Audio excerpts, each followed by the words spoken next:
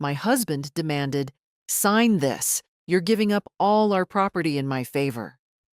I was 73. I got scared and signed. A week later, he filed for divorce. But he forgot that 40 years ago I had managed to. Good day, dear listeners. It's Clara again. I'm glad you're here with me. Please like this video and listen to my story till the end and let me know which city you're listening from. That way I can see how far my story has traveled. For 47 years, I believed I knew my husband Richard better than anyone in the world. We raised 3 children in our modest 2-story house in suburban Portland. We celebrated anniversaries, survived financial struggles, and grew old together. Or so I thought. The first crack appeared on a Tuesday morning in September. I was 73, Richard was 76. I found him in his study, papers spread across the mahogany desk my father had given us as a wedding gift. When I entered with his coffee, he quickly shuffled the documents into a drawer. His hands trembled slightly. "Just sorting through some old files," he said, not meeting my eyes. I didn't think much of it then. Richard had always been private about certain matters, but over the following weeks, the strangeness multiplied. He started receiving calls he'd take in the garage. Our joint credit card statements stopped arriving in the mail. He claimed he'd switched to paperless to help the environment. At 76, Richard had never cared about the environment before. Then came the visits from his younger brother Marcus and Marcus's wife Patricia. They'd never been close to us, lived 3 states away in California. Suddenly they were driving up every other weekend, closeting themselves with Richard in his study for hours. When I'd bring them tea, conversation would halt mid-sentence. "Just discussing some investments," Marcus would say with that slick smile of his. I knew Marcus. He'd borrowed money from us twice over the years and never paid it back. Richard always made excuses for him. "He's family," he'd say. One evening in late October, I overheard Richard on the phone in the garage. "I hadn't meant to eavesdrop. I was simply taking out the recycling. I told you, she doesn't suspect anything." Richard's voice carried through the thin garage door. "The house alone is worth over $600,000 now. Plus her mother's estate? Yes, I know what I'm doing. We'll be set." My hands went numb. The recycling bin clattered to the ground. Who was he talking about? Surely not me? I stood frozen in our driveway, the November wind cutting through my cardigan, staring at our house. Our house. The one we'd bought together in 1978. The one where I'd raised our children, planted the garden, painted every room at least twice. Was Richard actually planning something? The confrontation came 2 weeks later, on a gray afternoon that seemed to leach all color from the world. I was folding laundry in the living room when Richard walked in with Marcus. Both their faces were set, hard. "Barbara," Richard said, my name sounding foreign in his mouth. "We need to talk." He placed a document on the coffee table, legal-sized papers, dense with text. "What is this?" I asked, though my heart already knew. "You need to sign this," Richard said. His voice was flat, mechanical. "It's just a formality, reorganizing our assets for tax purposes." I picked up the papers with shaking hands. Through my reading glasses, the words swam into focus. Transfer of all marital property. Relinquishment of ownership rights. Sole ownership to Richard James Morrison. "This says I'm giving up everything," I whispered. "The house, the savings, everything." "It's just paperwork, Barbara," Marcus interjected smoothly. "Smart estate planning. Reduces tax burden." "Then why am I signing away my rights?" I looked at Richard. "Why not both our names?" Richard's face flushed red. His hand slammed down on the table, making me jump. "Sign it!" he shouted. "Stop questioning everything. You're giving up all our property in my favor. This is my decision."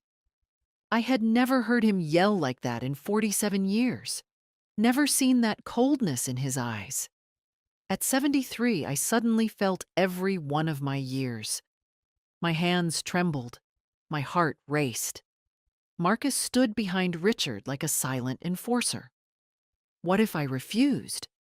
What if Richard became violent? I was alone in this house with two men who suddenly seemed like strangers.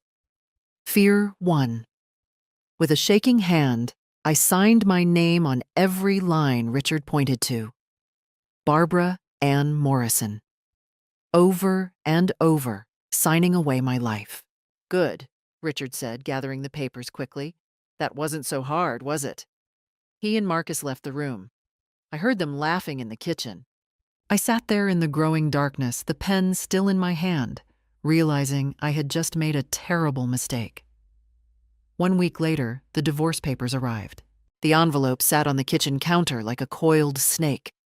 Petition for dissolution of marriage. The words blurred as tears filled my eyes. Richard wasn't home. He'd been staying at Marcus and Patricia's place, temporarily, he'd said.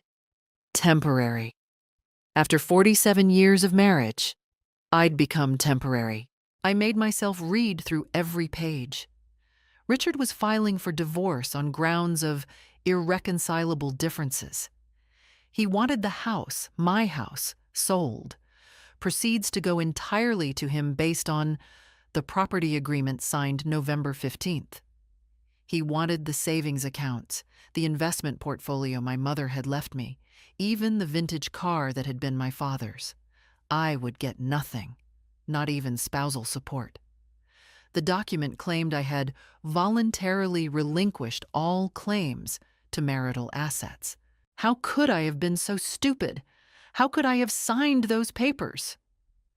I sat at that kitchen table for hours, adding up everything I was losing. The house, $620,000, according to the latest assessment. My mother's inheritance, roughly $280,000 in bonds and investments. The savings we'd accumulated, another $150,000. Richard's pension, I'd be entitled to half normally, but now, over $1 million gone. Signed away in a moment of fear. At 73, I'd be homeless and penniless. Our children, David in Seattle, Karen in Boston, Michael in Denver, they had their own families, their own mortgages and struggles. I couldn't burden them. Where would I even go? A senior apartment on Social Security? I'd worked part-time most of my adult life, raising the kids. My Social Security barely covered groceries. The panic attack came around midnight. I couldn't breathe. The kitchen walls seemed to close in. I gripped the counter, gasping, certain I was dying. But I didn't die. As my breathing slowly steadied, something else settled over me. Something cold and clear.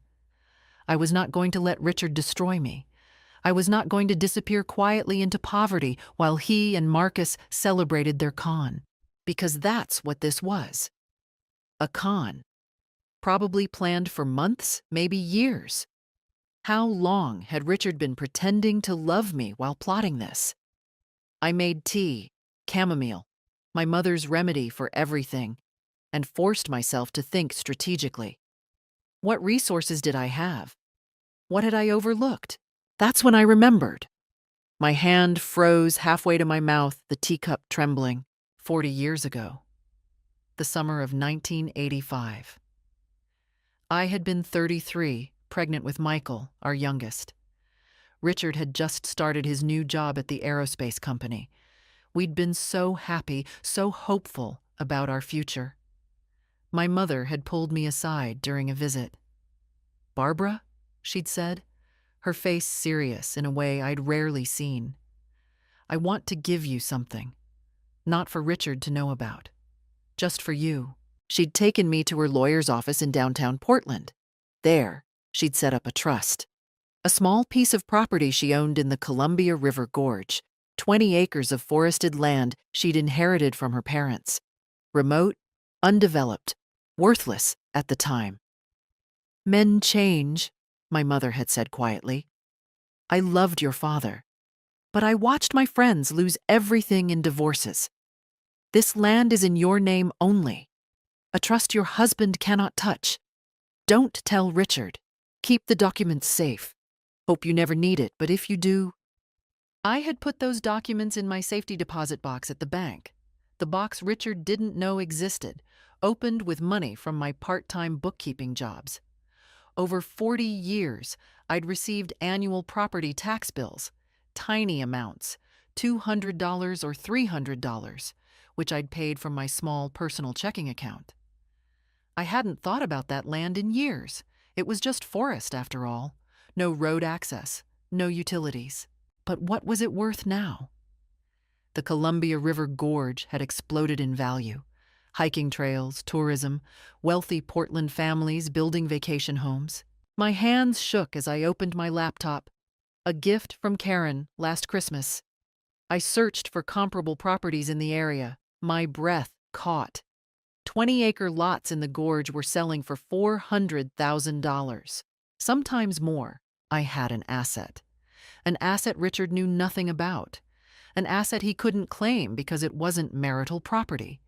My mother had established the trust before our marriage, technically, though she'd transferred it to me after. For the first time in a week, I smiled. Richard thought he'd taken everything, but he'd forgotten one crucial detail. He'd underestimated me. I needed a lawyer. A good one. Not the family attorney Richard used, someone completely separate. Someone who would fight for me. Tomorrow, I would start fighting back.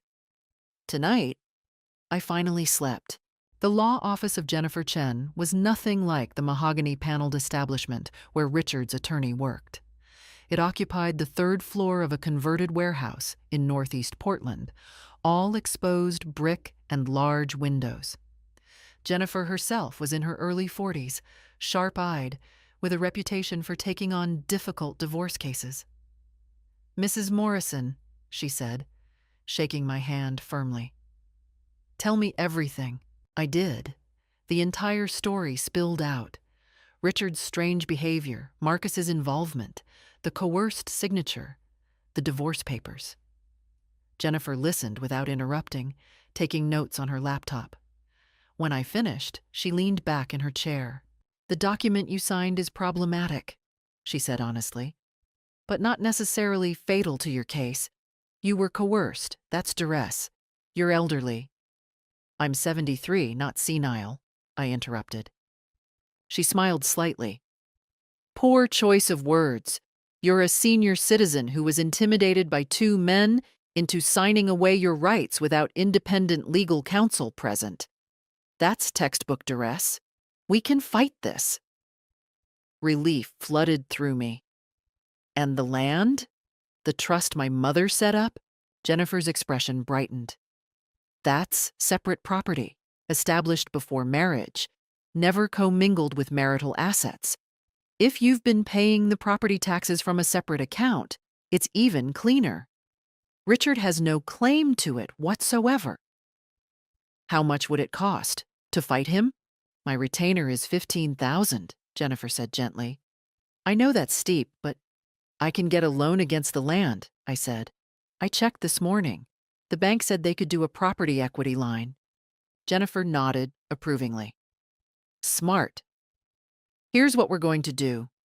First, I'm filing a response to the divorce petition challenging the property transfer agreement on grounds of duress and lack of consideration. Second, I'm requesting a forensic accounting of all marital assets. I want to see if Richard has been hiding money. Third, I'm filing for temporary spousal support. You're entitled to maintain your standard of living during the divorce proceedings." "Won't that make him angry?" "Mrs. Morrison, he's already trying to leave you homeless and penniless. His anger is irrelevant. Your survival is what matters." I signed the retainer agreement that afternoon. Jennifer said she'd file the paperwork by end of week. When I got home, Richard's car was in the driveway. My stomach clenched. He hadn't been to the house in 10 days. He was in the kitchen, making coffee, acting as if he still lived here. "Barbara," he said, barely looking at me, "I'm taking the rest of my clothes. Marcus is coming with a truck this weekend to get the furniture from my study." "Your study?" I said quietly. "This is still my house too, Richard." He laughed. "Not for long. You signed it away, remember? I was coerced. His head snapped up. What? I'm not signing the divorce agreement, I continued, my voice steadier than I felt. I've hired an attorney, Jennifer Chen. She's filing a response challenging everything. Richard's face went purple. You can't afford an attorney! I found a way. His eyes narrowed. What way? You have no money. I control everything. He stopped abruptly. You control everything? I repeated. Is that what this was about? Control? He set down the coffee mug hard enough to slosh liquid onto the counter. You're being ridiculous. That document is legal. You signed it willingly. Under duress, with your brother standing there like hired muscle.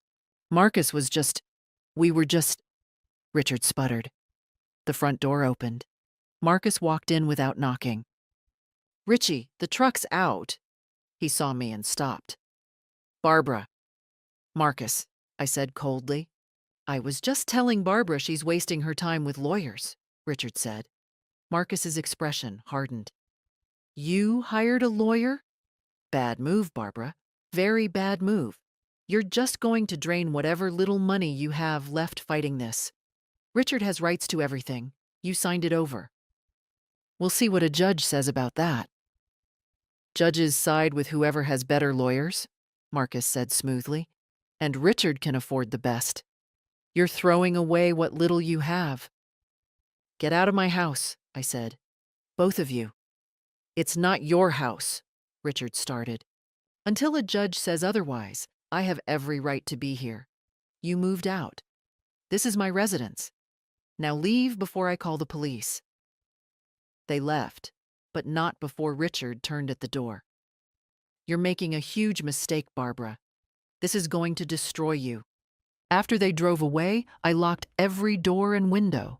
My hands were shaking again, but not from fear this time.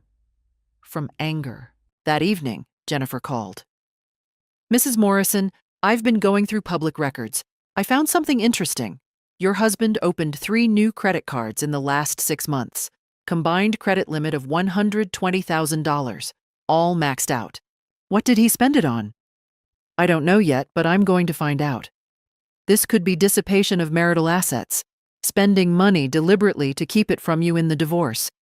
If we can prove that, then what?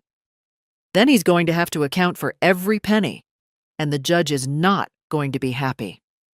After we hung up, I sat in the darkening living room and smiled. Richard had made his first mistake. He'd thought I would roll over and accept defeat. He was about to learn just how wrong he was. Jennifer worked fast. Within 2 weeks, she'd filed a motion to freeze all marital assets pending the divorce proceedings. The judge granted a temporary order. Richard couldn't sell the house, drain the accounts, or make any major financial moves without court approval. When Richard found out, he showed up at my door at 9 o'clock at night, pounding so hard I thought he'd break it down. You froze my accounts, he screamed through the door. I can't access my own money. Our money, I called back, not opening the door. And I didn't freeze anything. The court did. This is financial abuse. I'll have you arrested. Call the police then, I said calmly. Explain to them why you're harassing your elderly wife at night. He didn't call the police, but the war had truly begun.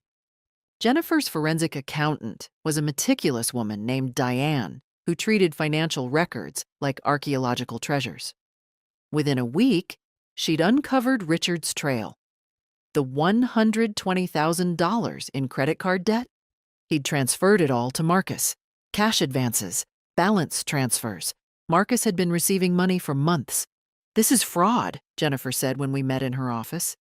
He was deliberately moving marital assets to his brother to hide them from you. We have bank records showing the transfers. Can we prove it? Already did. I've subpoenaed Marcus's bank records too. He's going to have to return that money, and Richard is going to have to explain to a judge why he committed financial fraud against his wife. But Marcus and Richard weren't going quietly. 3 days later, I found Marcus and Patricia on my doorstep. It was a Saturday morning. I was still in my bathrobe, having slept poorly. "Barbara, we need to talk," Patricia said, her voice dripping false sweetness. "Can we come in?" Every instinct screamed no, but I also wanted to hear what they'd say. I left the chain on the door. Talk from there. Marcus's friendly mask was gone. "You're destroying this family. You know that. Our kids are asking why Uncle Richard and Aunt Barbara are fighting. You're making everyone miserable. Richard filed for divorce, not me. Because you've become impossible to live with," Patricia snapped. "He told us how you've changed. Paranoid, accusatory, refusing to cooperate." "Cooperate with being robbed?" Marcus stepped closer to the door. "That money I received from Richard? That was a legitimate loan repayment. From 20 years ago. We have documentation." "Funny how that documentation appeared right after my lawyer subpoenaed your records." "You have no proof of anything," Marcus hissed. "And you're going to drop this lawsuit, withdraw your challenges, and accept Richard's generous settlement offer." "Generous? I get nothing." "You get to walk away quietly," Patricia said. "Otherwise, things could get very ugly for you, Barbara. We know things about you, about your past." My blood ran cold. "What are you talking about?" "Your little problem back in the 90s, Marcus said with a nasty smile. "The shoplifting incident. It was handled quietly, but we found the records. How would your children feel knowing their mother is a thief?" I stared at them. "In 1994, during a particularly stressful time when Michael was ill and I was exhausted and not thinking clearly, I'd accidentally walked out of a store with an unpaid item in my purse. Security had stopped me. It had been mortifying, but the store manager had been kind. No charges, just a warning after I'd explained and offered to pay double. You're going to blackmail me with a 30-year-old mistake that was never even prosecuted?" "We're offering you a way out," Marcus said. "Drop the challenges. Take Richard's deal. Or we start making phone calls. To your kids. To your church friends. To everyone you know. We'll make sure everyone knows what kind of person you really are." My hands clenched the edge of the door. Part of me wanted to slam it in their faces, but another part, the part that had learned to be strategic, wanted to know everything. "Get off my property," I said quietly, "and tell Richard that if he wants to negotiate, he can do it through lawyers like civilized people, not through threats and blackmail." "You're making a mistake," Marcus started. "I'm calling the police, right now. You have 10 seconds to leave." They left, but Marcus turned at the end of the walkway. "This isn't over, Barbara. We're just getting started." I closed the door, locked it, and leaned against it, my heart racing. Then I called Jennifer. "They threatened you," she said, fury in her voice. "With blackmail? Barbara, that's a crime. We could file charges." "No," I said slowly. "Not yet. Let them think they've intimidated me. Let them feel confident." "What are you thinking?" "They're desperate. People make mistakes when they're desperate. I want to see what they do next." Jennifer was quiet for a moment. "You're tougher than they thought, aren't you?" "My mother taught me something," I said. "Never let them see you sweat. And never, ever underestimate a grandmother." Over the next few days, I did something Richard wouldn't expect. I went quiet. No lawyer calls, no demands, no confrontations. I let them wonder. I spent the time resting, walking in the park near my house, having coffee with my neighbor Helen, who'd been my friend for 20 years. I needed to recharge. The stress had been wearing me down. I'd lost 10 pounds, wasn't sleeping well. "You look exhausted," Helen said over coffee at her kitchen table. "I am," I admitted, "but I can't stop now." "What did Richard do to deserve this fight?" I told her. Everything. When I finished, Helen was quiet for a long moment. Then she said, "My divorce nearly destroyed me. I let my ex take everything because I was too tired to fight. Don't be like me, Barbara. Finish this. I will, I promised. By the end of the week, I felt stronger, ready for whatever came next. And something was definitely coming. I could feel it. The letter arrived on a Thursday. Expensive cream-colored paper, Richard's careful handwriting. My dearest Barbara, I've had time to reflect on everything that's happened between us. I realize now that we've both made mistakes. Perhaps we've let lawyers and misunderstandings drive us apart. I miss you. I miss our life together. Could we meet? Just the two of us, no lawyers, no family. Let's talk like we used to. I think we can work this out if we just sit down together. I still love you. I've always loved you. Yours, Richard. I read it twice, standing in my kitchen. On the surface, it was everything I might have wanted to hear a month ago. An apology, a reconciliation. But I knew Richard. 47 years of marriage taught you the difference between genuine emotion and calculated manipulation. This wasn't love. This was strategy. Still, I was curious. What was Richard playing at? What did he really want? I texted him back. Coffee, Monday afternoon, the cafe on Morrison Street, 2 p.m.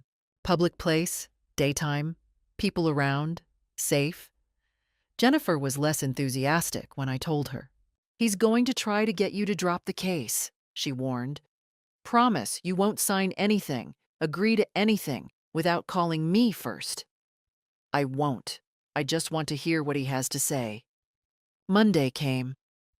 I arrived at the cafe 15 minutes early, chose a table near the window where I could see the street, and ordered chamomile tea. Richard arrived exactly on time, carrying flowers. Roses. My favorite. Once upon a time. Barbara, he said softly, setting them on the table. Thank you for meeting me. He looked older, tired. Part of me felt a pang of sympathy. 47 years don't dissolve easily. But I kept my expression neutral. What do you want, Richard? He sat down, reached across the table for my hand. I pulled it back. I want to fix this, he said. I've been an idiot, a fool. Marcus got in my head with all these ideas about protecting assets, estate planning. I lost sight of what matters. You matter. Our marriage matters. You filed for divorce. I'll withdraw it. We can tear up those papers you signed, start fresh, see a marriage counselor, whatever you want. I sipped my tea. And the money Marcus took? Richard's jaw tightened slightly. That was a legitimate loan repayment. Your brother never paid us back for anything in 40 years, but suddenly he's repaying a mystery loan the exact same week I hire a lawyer? Richard, do you think I'm stupid? No, I think you're suspicious and hurt, and you have every right to be. But we can move past this. What about the house? The assets? We'll put everything back in both our names. Joint ownership, like it should be. I was wrong to ask you to sign them over. It was a good performance. If I hadn't known better, I might have believed him. I need time to think, I said. Of course. Take all the time you need. He stood, started to leave, then turned back. Barbara, I know you used that land your mother left you to pay for your lawyer. That property is valuable now. If you drop this divorce, you won't need the lawyer. You could sell that land. We could use the money for retirement, travel, do all the things we always talked about. There it was, the real reason for this meeting. He knew about the land. Somehow he'd found out. And now he wanted it. How did you know about the property? I asked quietly. Richard's expression flickered. Marcus mentioned you'd taken out a loan. I put two and two together. Marcus mentioned it. How would Marcus know? I don't know, Barbara. Does it matter? The point is... Get out, I said softly. What? This whole reconciliation act. It's about the land, isn't it?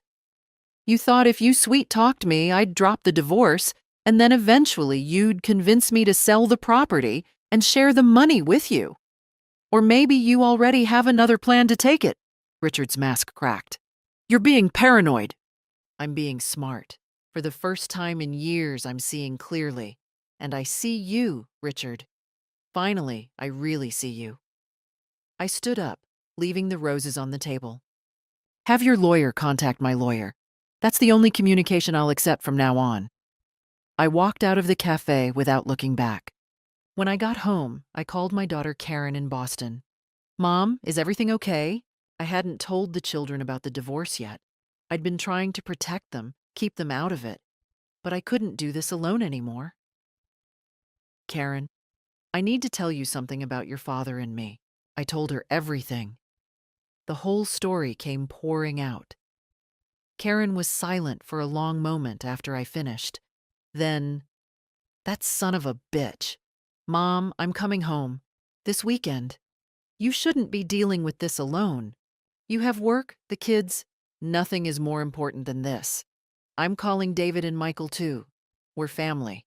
We stand together. That weekend, all three of my children converged on Portland. David flew in from Seattle Friday night. Karen arrived Saturday morning with her husband, Tom. Michael drove up from Denver. We sat around my kitchen table, the same table where I'd signed away my rights under Richard's intimidation. And I told them everything again. He tried to leave you with nothing. David's face was red with anger. After everything you did for this family? Did Uncle Marcus really help him? Michael asked quietly. He'd always liked Marcus. Marcus orchestrated it, I said. I'm sure of it. What do you need from us? Karen asked. Money for lawyers? A place to stay? No. I just need you to know the truth. Your father is going to try to turn you against me. He'll have his own version of events. We're not 12 anymore, Mom, David said firmly. We can see who's telling the truth. That evening, Richard called Michael. I watched my youngest son's face harden as he listened. No, Dad. I've heard Mom's side. I don't care what you think happened. You know what? Don't call me again until you're ready to do right by her. He hung up. He said you're mentally unstable, Michael told me. That you're imagining conspiracies. That Marcus is just trying to help. Do you believe him? Hell no, I've never heard you sound more clear-headed in my life. My children stayed through Sunday. Before they left, they made me promise to call if Richard or Marcus tried anything else. We're on your side, Mom, Karen said, hugging me hard. Always. After they left, I felt stronger than I had in months. Richard had tried to isolate me, intimidate me, sweet-talk me. But I wasn't alone, and I wasn't backing down. They came on a Tuesday evening, just after dark. I saw the headlights in my driveway, 2 cars, Richard's sedan and Marcus's SUV. Through the window, I watched 4 figures get out. Richard, Marcus, Patricia, and a woman I didn't recognize. My heart started pounding. I locked the front door, pulled out my phone, and texted Jennifer. Richard and Marcus here with 2 others. Recording conversation. I'd learned to be prepared. My phone was already set to record audio. The doorbell rang, then pounding. Barbara, we know you're in there, Marcus called. We just want to talk. We brought a mediator. Someone neutral who can help us all come to an understanding. A mediator? This was a new tactic. Against my better judgment, or maybe because I wanted witnesses to whatever they were planning, I opened the door with the chain still on. What do you want? The unknown woman stepped forward. She was about 50, professionally dressed, carrying a leather portfolio. Mrs. Morrison, I'm Dr. Sheila Brennan. I'm a family counselor and mediator. Your husband asked me to facilitate a conversation between you all. May we come in? I don't recall agreeing to any mediation. Barbara, please, Richard said, his voice wounded. We're trying to be civilized here. We're trying to make peace. Our children are suffering because of this conflict. Our children support me, I said. Patricia's expression soured. That's because you've poisoned them against their father. You've manipulated them with lies. The only lies in this family came from your husband and mine. Mrs. Morrison, Dr. Brennan interjected smoothly, I understand emotions are high. That's exactly why a neutral third party can help. Just 30 minutes of conversation. That's all we're asking. Something about this felt wrong, but they had a professional mediator. Maybe I could use this to get Richard and Marcus on record admitting things. Fine, 30 minutes. Living room only. I unchained the door. It was a mistake. They settled into my living room like invading forces. Dr. Brennan took the armchair, my chair. Richard and Marcus sat on the sofa. Patricia perched on the ottoman, blocking the path to the front door. I sat in the dining room chair I'd brought in, phone in my pocket, recording everything. Now, Dr. Brennan began, I've heard Richard's perspective on the situation. Barbara, why don't you share yours? I gave the abbreviated version. The coerced signature, the divorce filing, the hidden financial transfers. Dr. Brennan nodded sympathetically. I can see why you'd feel betrayed. However, Richard has explained that the property transfer was for legitimate estate planning purposes, and that you've since hired an aggressive attorney who's frozen all family assets, making it difficult for Richard to even pay his bills. Aggressive attorney? I repeated. Her words, not mine, Dr. Brennan said. But I have to ask, is punishing Richard really in anyone's best interest? You've been married nearly 50 years. Surely there's a path to reconciliation? I'm not interested in reconciliation with a man who tried to steal everything from me. Steal? Richard exploded. I built that wealth. I worked for 40 years while you stayed home. Raised your children, you mean? Managed your household, supported your career. Ladies, gentlemen, Dr. Brennan said, let's stay constructive. Barbara, Richard has prepared a new settlement offer. Very generous. He's willing to give you the house, my house, and a monthly stipend for life. In return, you'd sign over the investment portfolio and your agreement not to pursue any claims against Marcus for the loans. There it was. They wanted me to legitimize Marcus's theft. No. You haven't even heard the numbers, Patricia snapped. I don't need to. The answer is no. Marcus leaned forward. Barbara, you need to think about your future. You're 73. How many years do you realistically have left? Why spend them in court, burning through money on lawyers, stressing yourself into an early grave? Is that a threat? It's reality. You have health issues. I have no health issues.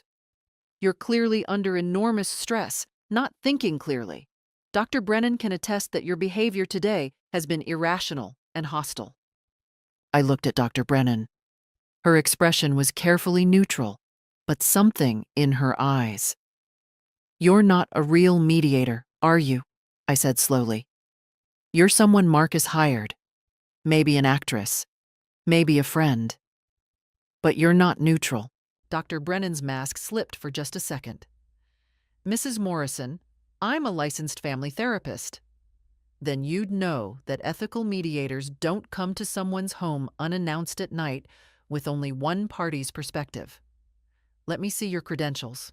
She didn't move. Barbara, you're being paranoid again, Richard said. This is exactly what we're talking about.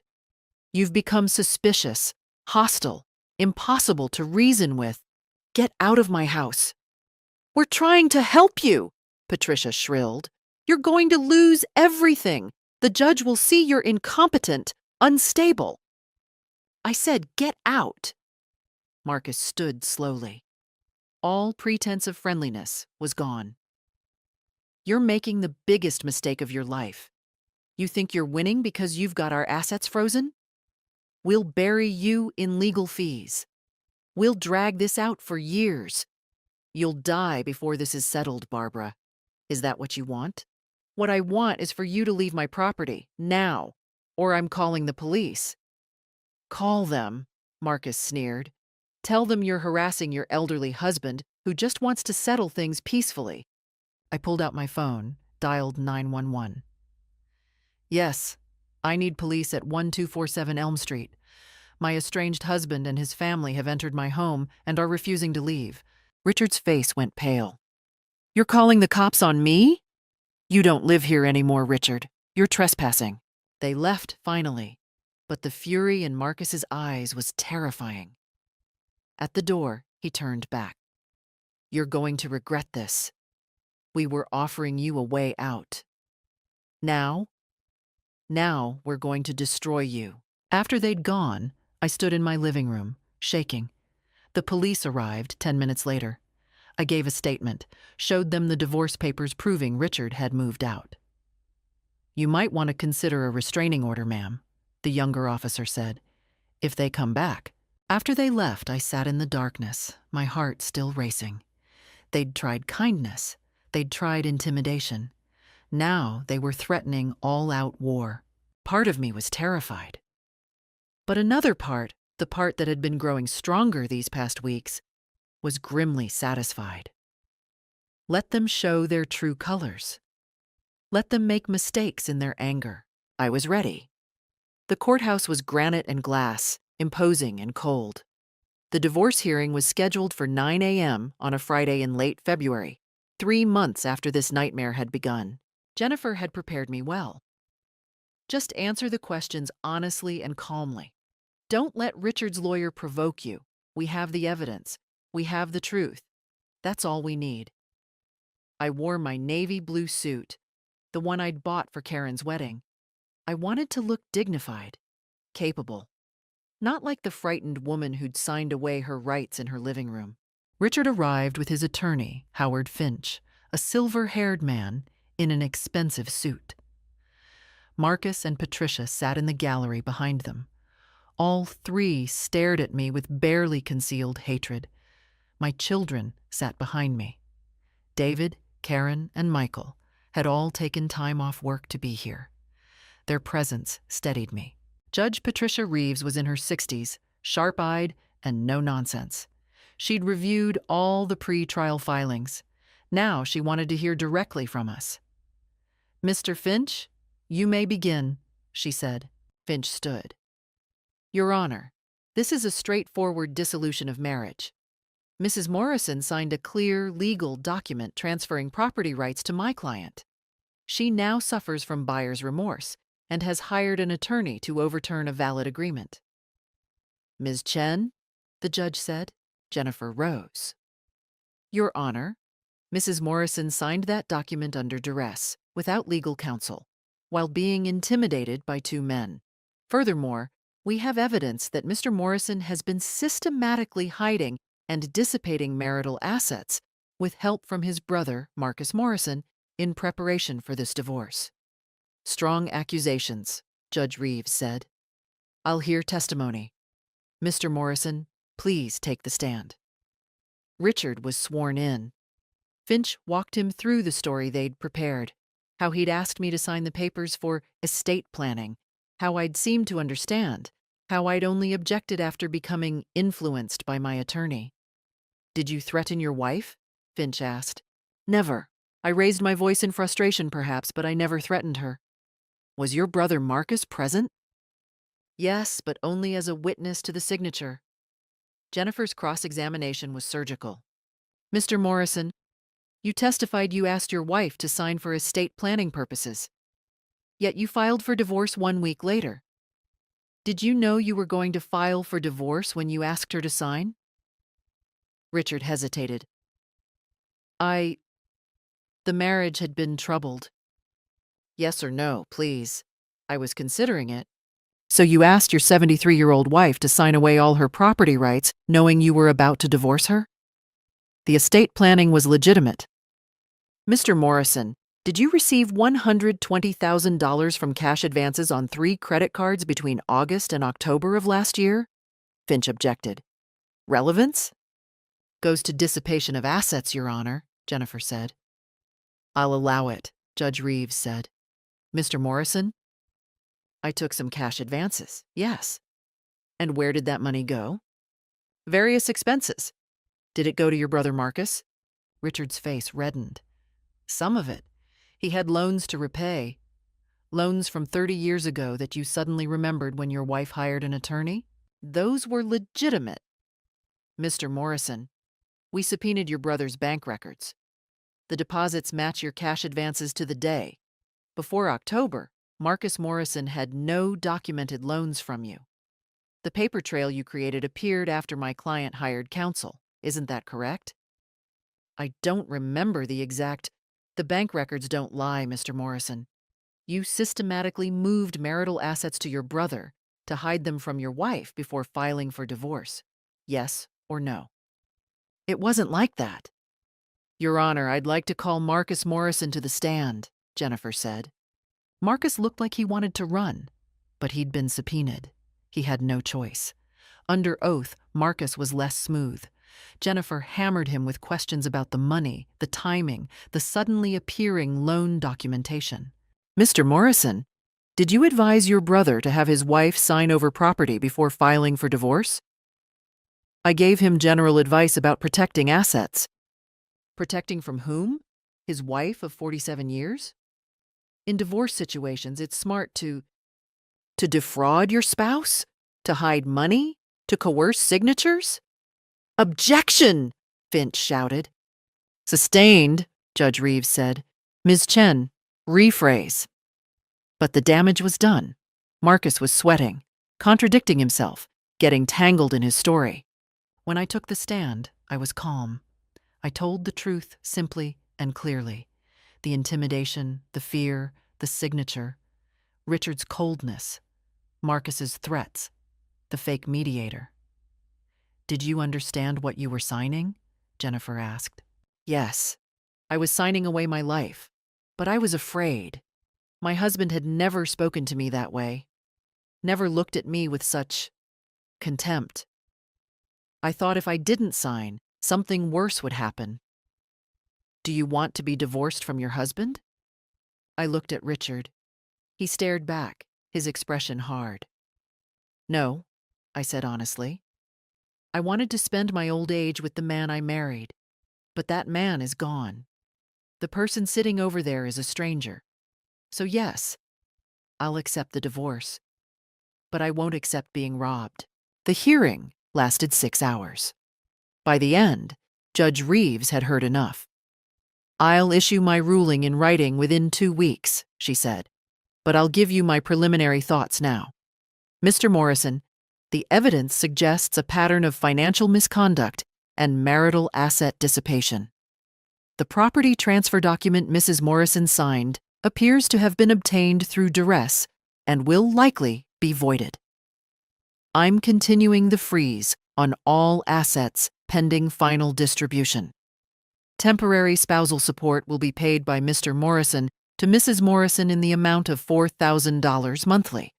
This court is adjourned. Richard's face went white. Marcus cursed under his breath. We'd won. Not everything. Not yet. But we'd won the battle that mattered. Outside the courthouse, my children hugged me. Mom, you were amazing, Karen said, tears in her eyes. The judge saw right through Dad and Uncle Marcus, David added. Jennifer smiled. The written ruling will be even better. Trust me. I looked back at the courthouse. Through the glass doors, I could see Richard and Marcus arguing with their lawyer. They'd underestimated me.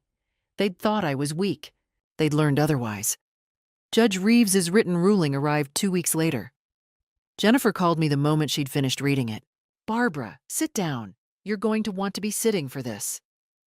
My hands trembled as I opened the PDF she'd emailed. The ruling was 32 pages long.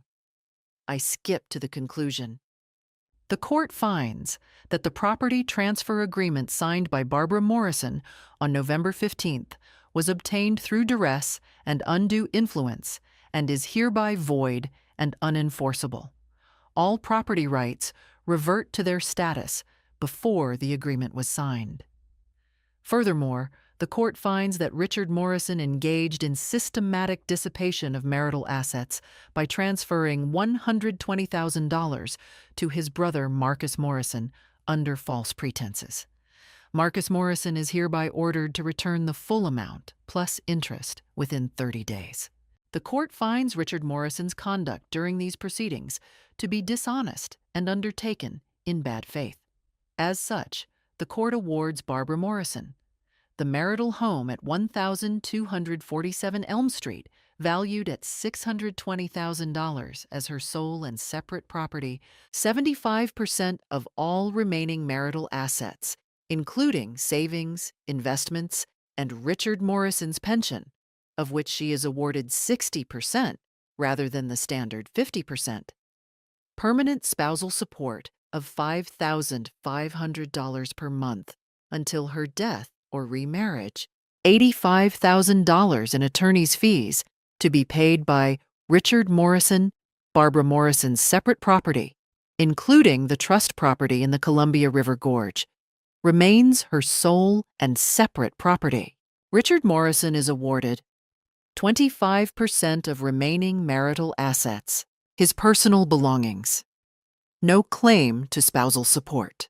The court further orders that Marcus Morrison's fraudulent receipt of marital funds be investigated by the district attorney's office for potential criminal charges.